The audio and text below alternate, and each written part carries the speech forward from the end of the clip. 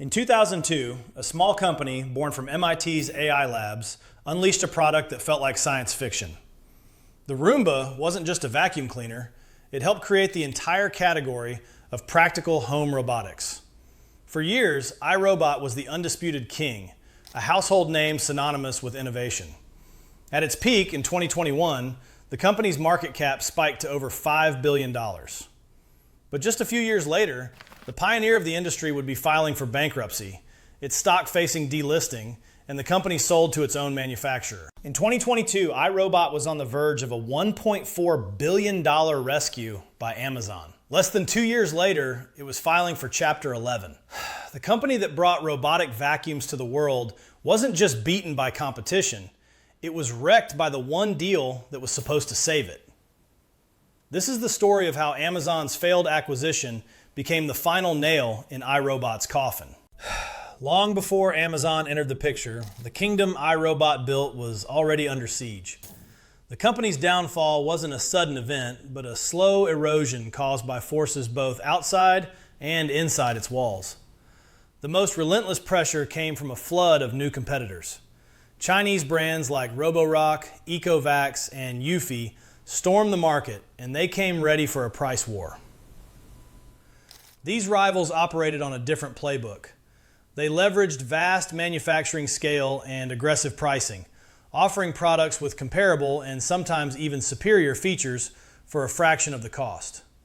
While iRobot was still positioned as a premium American tech brand, consumers were discovering they could get most of the performance for half the price. This fierce competition began to systematically dismantle iRobot's market share and, more importantly, its profitability. Revenue, which peaked at over $1.5 billion in 2021, fell to just $890 million by 2023. As if fighting a price war wasn't enough, iRobot was also caught in the crossfire of global trade disputes. U.S. tariffs on Chinese goods directly inflated the cost of its components. Even after shifting some production to places like Vietnam to soften the blow, the company was hit by new tariffs. This created a nightmare scenario. iRobot's costs were rising at the exact moment its competitors were driving prices down. It was being squeezed from both ends, its margins relentlessly compressed. The company was bleeding, and it needed a lifeline, fast. In August of 2022, that lifeline appeared. Amazon announced its intention to acquire iRobot for $1.7 billion, a figure later revised to $1.4 billion.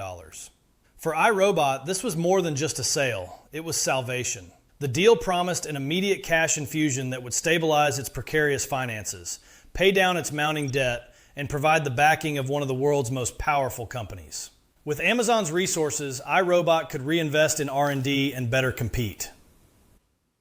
Former CEO Colin Angle would later call the acquisition iRobot's most viable path to compete globally.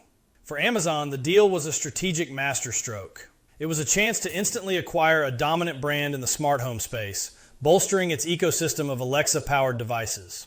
More than just a vacuum, Roombas with advanced mapping technology create detailed floor plans of users' homes, invaluable data for a company looking to dominate the connected home. The market saw it as a perfect match. To survive the long regulatory review process, iRobot took on a crucial $200 million bridge loan from the private equity firm Carlyle Group, confident that the deal's closure was just a matter of time. It felt like the company had been pulled back from the brink, but the very regulators meant to ensure fair markets were about to deliver a fatal blow. The celebration was short-lived. Almost immediately, the deal ran into a wall of regulatory scrutiny. While U.S. regulators also had concerns, the most formidable opposition came from the European Union. The European Commission launched an in-depth investigation, fearing that Amazon's immense power could be used to unfairly crush iRobot's competitors. Their argument was straightforward. Amazon is not just a retailer, it is the marketplace. Regulators worried that Amazon could give iRobot's products preferential treatment on its website, burying rival robot vacuums in search results or limiting their access to promotional tools like Prime Day. There were also concerns that Amazon could make it harder for other robot vacuums to integrate with its Alexa voice assistant, creating a closed ecosystem that would stifle innovation and lead to higher prices. For months, the companies tried to negotiate, but the EU's position remained firm. The regulators weren't just looking at the robot vacuum market. They were making a stand against the perceived overreach of big tech. In January 2024, the writing was on the wall. In a joint statement, Amazon and iRobot announced they were mutually terminating the acquisition, stating there was no path to regulatory approval in the EU. As part of their agreement, Amazon paid iRobot a $94 million termination fee.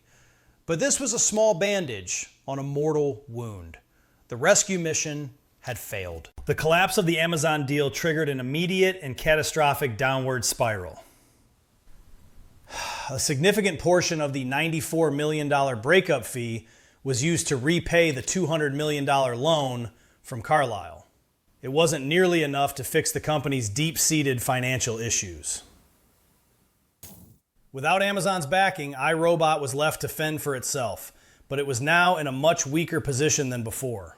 The fallout began with a crisis of leadership. The company's co-founder and longtime CEO, Colin Angle, stepped down in the wake of the deal's termination. Soon after, massive layoffs were announced as the company desperately tried to cut costs. The stock, once a darling of the tech world, plunged. On the day the bankruptcy was announced, shares collapsed by more than 70%. But the most critical problem was the debt. The bridge loan iRobot had taken on to survive the regulatory review was now an anchor dragging the company to the ocean floor. With revenues in freefall and margins shrinking, iRobot couldn't generate enough cash to service its obligations. Before the final collapse, the company issued a dire warning, stating there was substantial doubt it could continue operating as a going concern. The path to survival had been blocked, and now the path to bankruptcy was wide open. As iRobot teetered on the edge, a new player entered the scene, one that knew the company's operations more intimately than anyone. Its own primary contract manufacturer, Shenzhen Paisia Robotics. In a brilliant and ruthless display of corporate strategy, Paisia made a pivotal move. In early December 2025, it bought iRobot's outstanding debt from the Carlyle Group, instantly transforming itself from a supplier into iRobot's main secured creditor. This single maneuver gave Paisia all the leverage. As the primary lender, it now effectively controlled iRobot's fate. With this power, Paisia positioned itself as the stalking horse bidder, an initial bidder in a bankruptcy auction who sets the floor for other potential offers. On December 14, 2025, iRobot officially filed for Chapter 11 bankruptcy protection in Delaware. The filing was part of a prepackaged restructuring plan, not a liquidation. The court-supervised process would see iRobot's primary manufacturer, Paisia, acquire 100% of the company. The deal would take iRobot private and delist its stock. For common shareholders, the outcome was brutal. Their investment was expected to be a total loss. While iRobot assured customers that their Roombas, apps, and warranties would continue to function, the company as an independent entity was gone. So what ultimately killed iRobot? The initial sickness was years in the making. A lethal combination of fierce, low-cost competition and margin-crushing tariffs. The company was already weakened, its dominance a fading memory. However, the failed Amazon deal was the final decisive blow. It didn't just fail to save iRobot, it actively accelerated its demise by piling on debt and extinguishing its last hope for a sustainable future. The story leaves us with a troubling question about the role of regulation. Did antitrust watchdogs, in their effort to protect the market from Amazon, inadvertently sentence a pioneering American company to death and hand the market to foreign competitors? Advocacy groups like the Information Technology and Innovation Foundation argued exactly that, framing the bankruptcy as evidence of the risks of a misguided antitrust policy that ultimately harmed the very innovator it was meant to protect. In the end, the biggest winner was not a rival brand, but the manufacturer. Paisia's acquisition of iRobot highlights a fundamental shift in the world of consumer hardware. It suggests that in an era of global supply chains and intense price pressure, the real power and the ultimate value is often captured not by the brand that designs the product, but by the factory that builds it. The tale of iRobot is a modern business tragedy. It's a cautionary tale of a company squeezed from all sides, but ultimately wrecked by the collapse of the very rescue that was supposed to ensure its survival. The world of business is filled with stories of giants that fell. If there's another corporate collapse you want to see us investigate, let us know in the comments below. And for more deep dives into the biggest business downfalls, make sure to subscribe.